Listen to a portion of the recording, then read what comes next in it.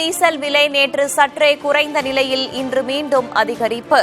சென்னையில் 1 litre petrol 24 காசுகள் உயர்ந்து 108 ரூபாய்க்கு விற்பனை.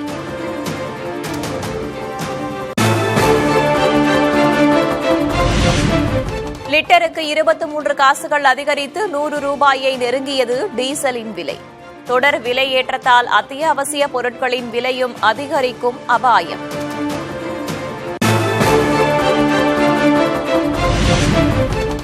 மேற்காசிய போர் தாக்கத்தின் காரணமாக தமிழ்நாட்டிலும் உர விலை கிடுகிடுவென உயர்வு. யூரியா, சல்பேட் உள்ளிட்ட அடிப்படை உரங்களின் விலையும் தொடர்ந்து உயர்வதால் விவசாயிகள் கவலை.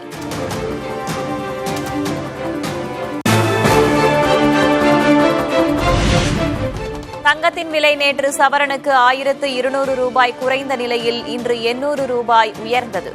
சென்னையில் ஆபரண தங்கம் 1 சவரன் 1,16,800 ரூபாய்க்கு விற்பனை.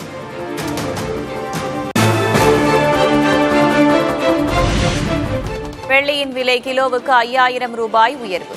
சென்னையில் 1 கிராம் வெள்ளி 290 ரூபாய்க்கு விற்பனை.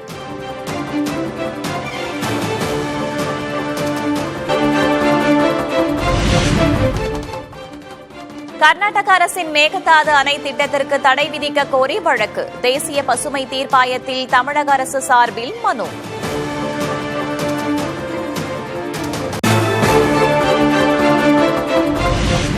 கன்னியாகுமரி மாவட்டத்தில் தொடரும் மழையால் வீடுகளுக்குள் புகுந்த நீர்.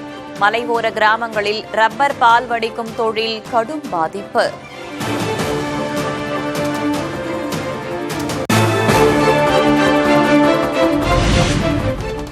தமிழகத்தில் நேற்றுடன் முடிவடைந்தது கத்திரி வெயில் காலம். கடைசி நாளில் 16 மாவட்டங்களில் 100 டிகிரி ஃபாரன்ஹீட்டை தாண்டியது வெப்பம்.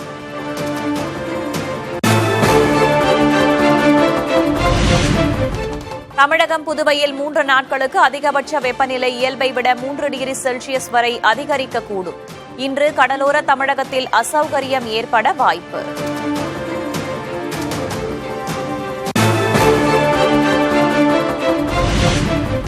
ஒட்டன்சத்திரம் மார்க்கெட்டில் வரத்து அதிகரிப்பால் மாங்காய் விலை கிலோ 7 ரூபாயாக சரிவு. கடும் நஷ்டம் ஏற்பட்டுள்ளதால் விவசாயிகள் கவலை.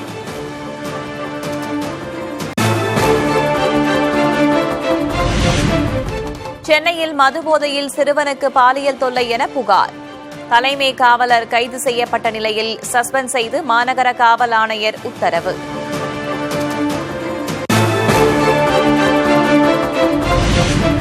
தாவேக ஆட்சியில் காவல்துறைக்கும் பாதுகாப்பு இல்லை, காவல்துறையாலும் பாதுகாப்பு இல்லை.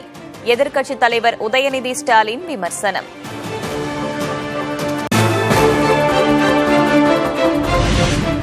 சென்னை சிறுவனுக்கு பாலியல் தொல்லை சம்பவத்திற்கு அதிமுக பொதுச் செயலர் எடப்பாடி கே பழனிசாமி கண்டனம். கோட் சூட் மாடல் ஆட்சியை கைவிட்டு சட்டம் ஒழுங்கை காக்க செயல்பட வேண்டும் என்று முதல்வர் விஜய்க்கு வலியுறுத்தல்.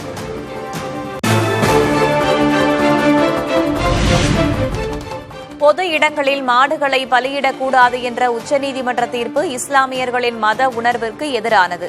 தீர்ப்புக்கு எதிராக தமிழக அரசு உடனடியாக மேல்முறையீடு செய்ய வேண்டும் என்றும் அமைச்சர் வன்னியரசு வலியுறுத்தல்.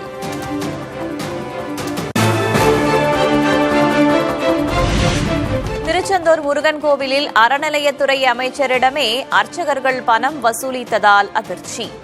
விரைவு தரிசனத்திற்கு அழைத்துச் செல்ல 4000 ரூபாய் கேட்ட நிலையில் ஜிபே மூலம் அனுப்பிய அமைச்சர்.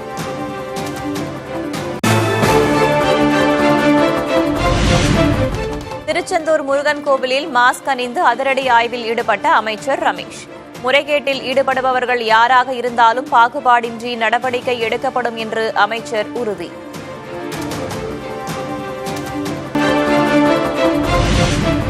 சென்னையில் 15 ஆண்டுகளாக குடியிருந்த அரசு பங்களாவை காலி செய்கிறார் அதிமுக பொதுச் செயலர் எடப்பாடி கே பழனிசாமி.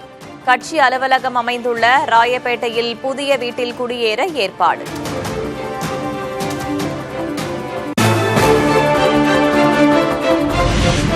தொகுதி மக்களின் முடிவே தனது முடிவு. அவர்களது கருத்தை உள்வாங்கியுள்ளேன். தாவேகாவில் இணைகிறீர்களா என்ற கேள்விக்கு சி. விஜயபாஸ்கர் பதில். எனக்கு முக்கியம் என்பது என்னுடைய தொகுதி மக்கள். அதான் என்னுடைய ஃபர்ஸ்ட் ப்ரையாரிட்டி. இந்த மக்களுக்கு நான் நன்றியோடு இருக்கணும், நன்றி சொல்லணும், அவங்களுக்கு பணியாற்றணும். அவங்க நம்பிக்கை வச்சிருக்கிறாங்க, அந்த நம்பிக்கையை காப்பாற்றணும். அவங்க என்ன முடிவோ அதான் என் முடிவு.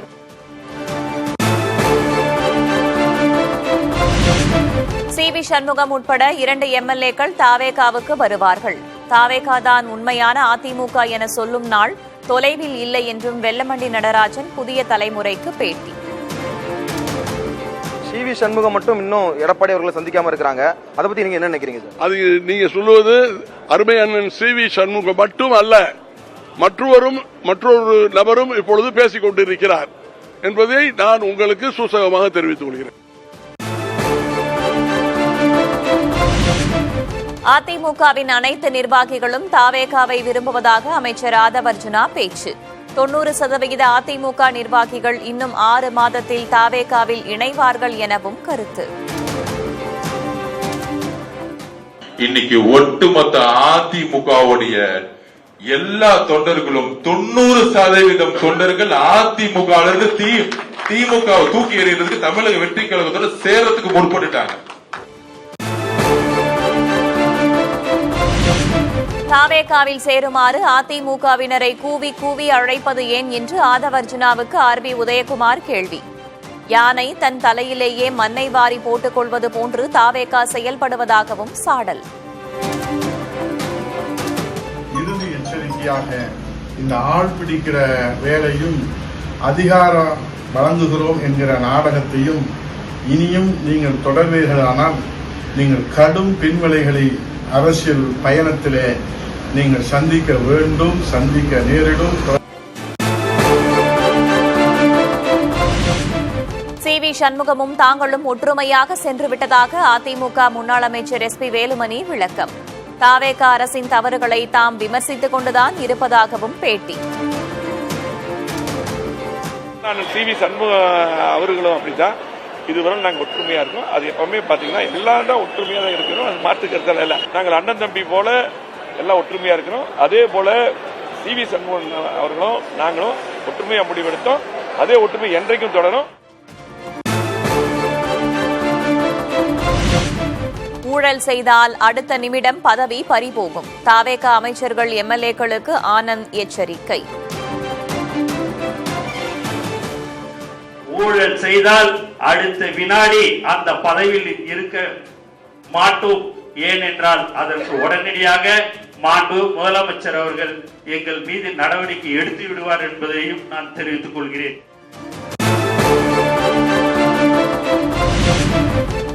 இடைத்தேர்தலில் திமுகவுக்கு ஆதரவா? மாநில குழுவை கூட்டி முடிவு செய்யப்படும் என்று மார்க்சிஸ்ட் கம்யூனிஸ்ட் கட்சி மாநில செயலர் பே. சண்முகம் பேட்டி.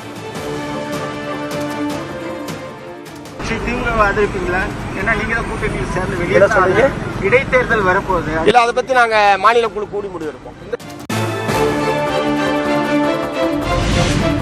கரப்பான் பூச்சி ஜனதா கட்சியை பிரதமர் மோடி ஹிட் அடித்து விரட்டுவார். இணையத்தில் அதிர்வலையை ஏற்படுத்திய கரப்பான் பூச்சி கட்சி குறித்த கேள்விக்கு தமிழிசை பதில். அடுத்த ஒரு வாரமா அந்த கரப்பாம்பூச்சி ஜனதா கட்சி வெளியே வந்திருக்கு. கரப்பாம்பூச்சி ஜனதா கட்சியை மரியாதைக்குரிய பாரத பிரதமர் ஹிட் கொண்டு அடித்து விடுவார் என்பதுதான் எனது கருத்து.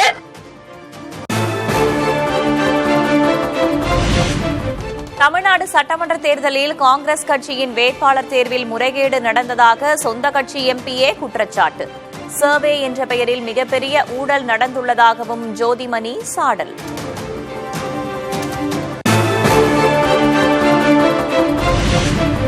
வெற்றி வாய்ப்பு இல்லாத பலருக்கு தேர்தலில் வாய்ப்பு வழங்கியது யார் என்றும் காங்கிரஸ் எம்பி ஜோதிமணி கேள்வி. தவறு செய்தவர்கள் மீது கடும் நடவடிக்கை எடுக்கவும் வலியுறுத்தல்.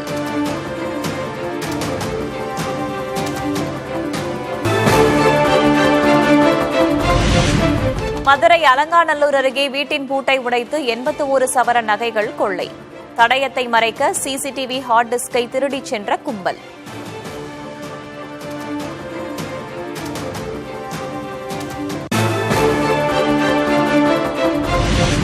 திருவள்ளூர் அருகே வடமாநில இளைஞர் அடித்துக் கொலை. 3 பேரை பிடித்து விசாரணை நடத்துகிறது காவல்துறை.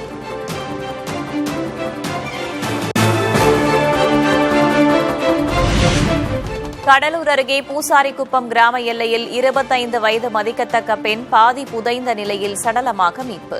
கொலை செய்து அவசர கதியில் புதைத்துச் சென்றார்களா என்ற கோணத்தில் காவல்துறை விசாரணை.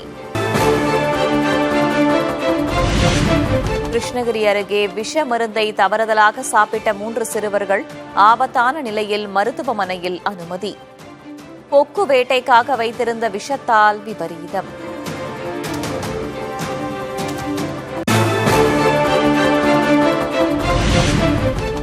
முதல்வர் பதவியை ராஜினாமா செய்த நிலையில் மாநிலங்களவை உறுப்பினர் பதவியை மறுத்த சித்தராமையா.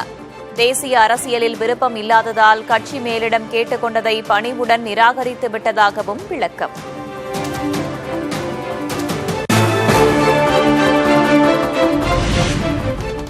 சித்தராமையா ராஜினாமாவை தொடர்ந்து கர்நாடகாவின் புதிய முதல்வராகிறார் DK சிவகுமார்.